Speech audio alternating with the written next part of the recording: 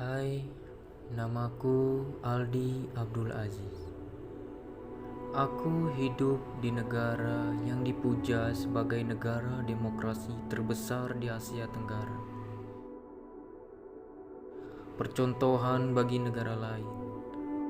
Memiliki ideologi Pancasila yang melembaga. Menjadi karakter nafas dan falsafah hidup bangsa. Kemajemukan mempesona, beragam suku, etnis, bahasa, agama, dan kepercayaan. Dikelola dan tumbuh atas ide-ide brilian pendiri bangsa.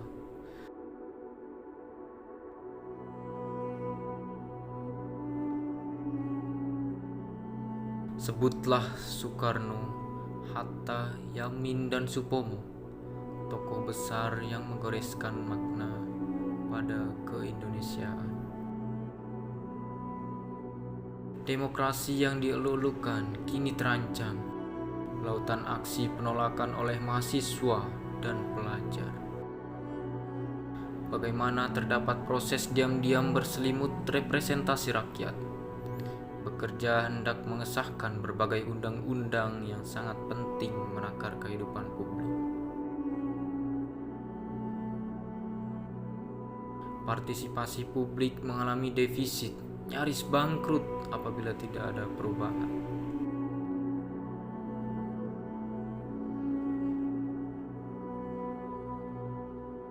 Reformasi 1998 ditebus dengan darah mahasiswa, melahirkan pemilu demokratis di pasca Orde Baru.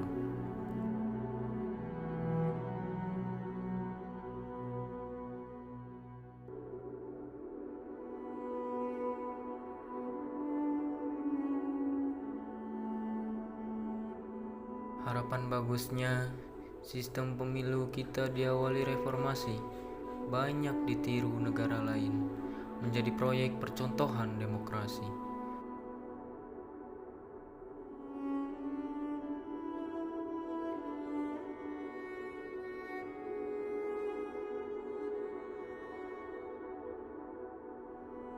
Namun, sangat disayangkan pemilu demokrasi tidak bertahan lama.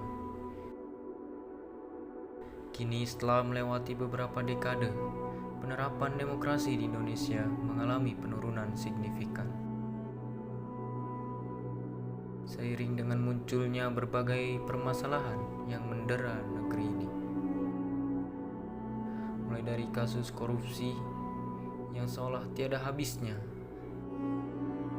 di mana diantaranya banyak sekali oknum anggota DPR dan oknum pengurus partai politik terlibat kasus suap dan korupsi tertangkap tangan oleh KPK, sehingga membuat publik menangis sampai demokrasi dicederai korupsi.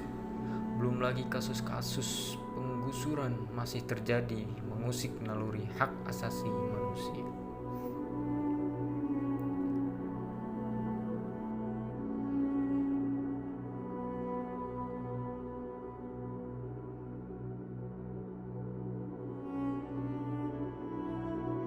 Demokrasi harus segera diperbaiki oleh semua pihak.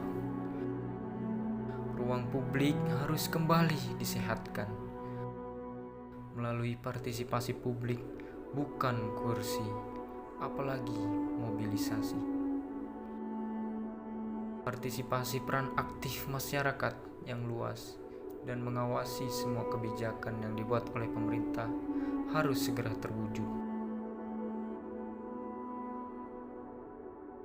Sebab dalam negara yang menganut sistem demokrasi, kekuasaan berada di tangan rakyat, oleh rakyat, dan untuk rakyat.